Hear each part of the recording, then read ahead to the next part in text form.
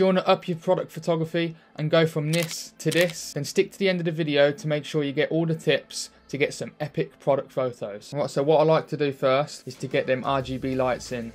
I love a bit of colour. I love the red and I love the blue tones you can give to your product photos. I think that contrast of colours is such an awesome way to get some epic product photos. And then what I like to do next is to add some foreground to create shallow depth of field, and it creates depth in the image, so it really does make the subject stand out. And what I like to do as well, I like to add in themes to my products. So because this is Iron Man, I'm going to be shooting with Spider-Man in the foreground, and then as my background I'm using my MacBook because I've got the Captain America and Iron Man skin for it, so it really does show off that Marvel background and it all adds to the scene together. And especially because you've got Captain America as blue on the left side of the skin and then Iron Man as red on the right side of the scene, it really does link well with the RGB lights that I do have, the red and blue that I mentioned earlier. And then I like to get out the telephoto lens, the 70-200 f2.8, because I really do like the compression that it gives, and I love how sharp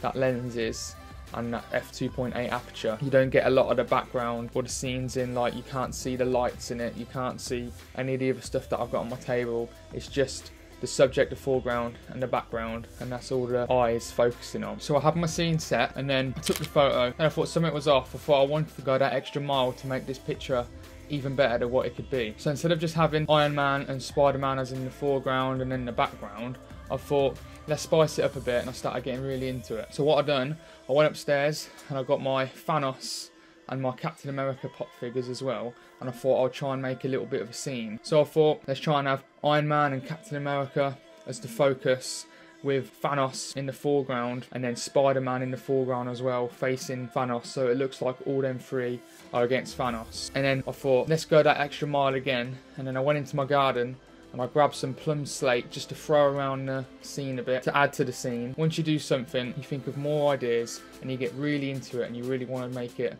as good as possible. And then I'm going to get this photo into Lightroom and then get it in a bit of Photoshop to add a little bit more to the scene, maybe add a little bit of smoke into it to get it even more dramatic and epic. And then I went from this photo to this photo and then to this final photo, and I went through 3 stages and I got really into it, and that's the best thing about product photography. So then guys, so that was the end of the video. I really hope you learned something from this and you got some nice creative ideas to really get you going on your next product photography shoot. If you did enjoy, leave a comment below and like to see more. If you don't want to miss a video in the future, hit that subscribe button so you never miss out. I'll see you guys on the next video. See you later.